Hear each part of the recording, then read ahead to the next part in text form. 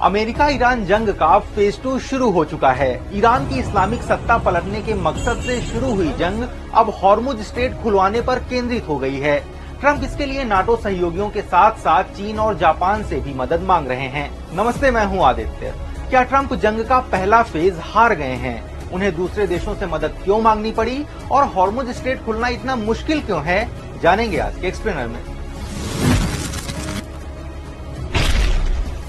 Trump कमोबेश रोजाना Iran पर जीत का दावा करते हैं, लेकिन एक्सपर्ट्स मानते हैं कि अभी जीत हार का फैसला जल्दबाजी होगा। इसकी 4 बड़ी वजह हैं। पहली, अमेरिका को उम्मीद थी कि हमले के बाद ईरान उससे डील करने पर मजबूर होगा, लेकिन पिछले 17 दिनों से ईरान ने इजराइल समेत मिडिल ईस्ट के 13 देशों पर लगातार सटीक हमले किए हैं। दूसरी वजह, ट्रंप ने कई बार ईरान के न्यूक्लियर प्रोग्राम को नष्ट करने का दावा किया है, लेकिन ईरानी विदेश मंत्री अब्बास अरागची ने कहा कि ईरान के पास अब भी करीब 440 किलो 60% संवर्धित यूरेनियम है। इंटरनेशनल एटॉमिक एनर्जी एजेंसी ने भी 200 किलो यूरेनियम होने की बात कही है। ट्रंप के दबाव में होने की तीसरी बड़ी वजह है हॉर्मुज स्ट्रेट का बंद होना।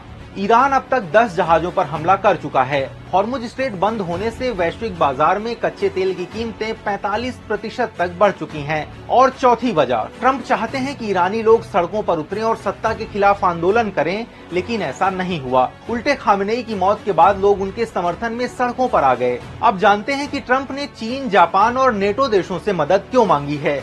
तो इसकी 3 बड़ी वजह हैं। पहली, ईरानी हमले से बचने की ताकत जुटाना। ईरान हॉर्मुज स्ट्रेट पर सी माइंस बिछा रहा है। अमेरिकी सैन्य अधिकारियों का मानना है कि यूएस नेवी के लिए इन्हें हटाना बेहद महंगा और जोखिम भरा काम है।